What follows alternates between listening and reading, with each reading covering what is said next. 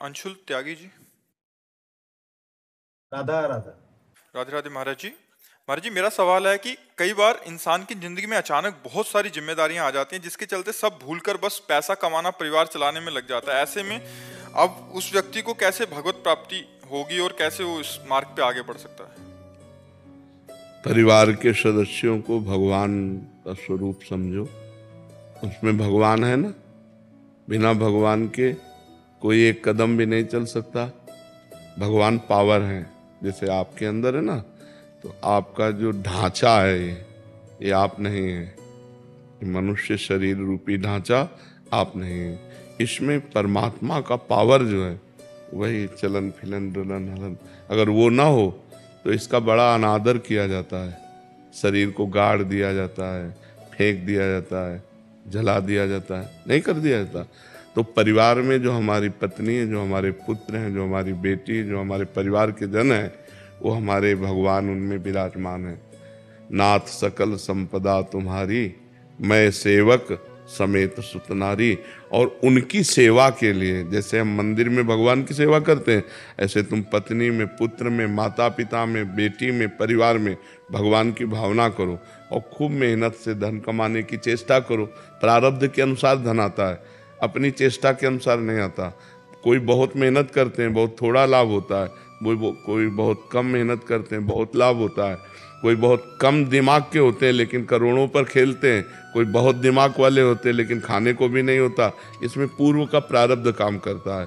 तो नाम जप तो कर सकते हैं ना, राधा राधा रटते हुए, अंदर राधा राधा जपते हुए हम कोई भी कार्य करें, और जो कार्य करें वो भगवान को समर्पित कर दें, और जिनके लिए कार्य कर रहे हैं वो सब भगवान के ही स्वरूप हैं, ऐसा माने तो गृहस्थी में रहते हुए भगवत प्राप्ति हो जाए। है कठिन, है ना। सबको भगवान मानना कठिन है नहीं, और भगवान है मानना क्या, सब में भगवान है। पावर तो वही है, उनके बिना कोई एक कदम नहीं चल सकता, एक पलक नहीं झपक सकती। वही तो विराजमान अंदर। देखो ना, नाचते नाचते लोग मर जाते हैं। भगवान अंतर ध्यान हो गए तो ढनंग गया शरीर। अभी नाच रहा था, अभी ढनंग गया। तो हमें विचार करना है कि सब में भगवान विराजमान है। मेरे परिवार के रूप में मेरे भगवान है, और मैं भगवान के लिए धन कमा रहा हूँ। और जो धन कमा रहे हैं उस समय क्रिया करते समय राधा राधा बीच में स्मरण करते जाओ, तो अपनी कर्म को करते हुए जो नाम स्मरण करता है और कर्म को भगवान को समर्पित कर देता है, वो भगवान को ही प्राप्त होता है। इतना तो करना पड़ेगा, और बुराई छोड़नी पड़ेगी। पराई माता बहनों की तरफ गंदी दृष्टि, शराब पीना, मांस खाना, जुआ खेलना, हिंसा करना, बेविचार, ये सब छोड़ना होगा। तब भाई भगवत प्राप्ति करने के लिए तो ये छोड़ना होगा ना। गंदी बातों को छोड़ दो, भगवान का नाम जपते हुए कर्म करो, और परिवार में श्री भगवान को देखो, मुक्त हो जाओ। बेटिया है महाराज जी 2 साल की, उसको राधा आपको दिखा दिखा के राधा जप करती है। हाँ हाँ, तो हमारी बात समझ में आ गई ना। रमन पोपली जी, ग्वालियर से। राधे राधे। राधे राधे महाराज जी।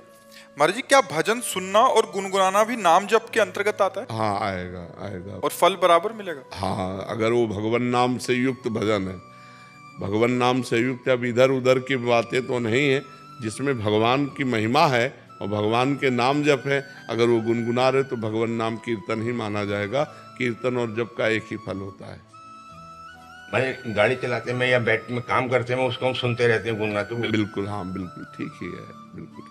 महाराज जी कह रहे हैं कि ये पेशे से एक पत्रकार हैं। महाराज जी, जिन खबरों में इनको काम मिलता है उनमें भ्रष्टाचार, चोरी जैसे कई चीज़ों को उजागर करना पड़ता है। इन बातों को तथ्यों के साथ उजागर करता हूँ। कई बार कार्रवाई हो जाती है लोगों पे जिनके खिलाफ किया होता है, वो सस्पेंड हो जाते हैं, जेल हो जाते हैं। जब कार्रवाई होती है तो लोग मेरे को कोसते हैं, गाली देते हैं। ऐसे में मेरे जीवन और परिवार में कोई अंतर नहीं आने वाला। काम करता रहूँ या? हाँ, काम करते रहना चाहिए और बिल्कुल कठोर रहना चाहिए।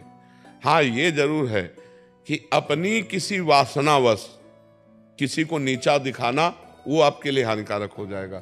अगर वो नीचा आचरण करता है और आप उसको प्रकाशित करके उसको दंड दिलाते हैं तो इसमें आपको कोई परेशानी नहीं। लेकिन आप किसी लोभवश या ईर्ष्यावश किसी को नीचा दिखा दें तो फिर वो आपका अपराध बन जाएगा। जी महाराज जी, कहीं मुझे लगता है कि ये लोग गलत कर रहे हैं, कुछ लोगों गरीबों को लूटा, उसका मैंने खुलासा किया तो उन लोगों को जेल तक हुई है। हाँ बिल्कुल ठीक है, बिल्कुल ठीक है, होना चाहिए, बिल्कुल ठीक। उसमें तुम्हें कोई अपराध नहीं लगेगा।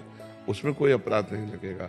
जो नीच प्रवृत्ति के नीच आचरण कर रहे हैं उनको उजागर करना तो आपका कर्तव्य, अपने अपने कर्तव्य पालन में डटा रहे, इसमें कोई बात नहीं, इसमें कोई दोष नहीं है। मान लो कोई ऐसा कार्य कर रहा है जो समाज के लिए बड़ा हानिकारक है, कि दूसरे के लिए दुखद है, आप उसे उजागर करते हैं, उसे राष्ट्रीय कानून के अनुसार दंड दिया जाता है, तो उसमें आपको कोई दोष नहीं लगेगा, आपको कोई दोष, आप अपने कर्तव्य का पत्रकार होने का जो है कार्य निर्वाह कर रहे हैं, उसमें कोई। लेकिन घूस लेकर, पैसा लेकर या किसी भय प्रलोभन ईर्ष्या आदि के बस ये न करें। हाँ, मतलब झूठ खबर न छापे, सत्य बात जो आपने कहा तथ्य के सहित उजागर करके फिर उसे दंड मिलता है तो आपको कोई अपराध नहीं उसमें।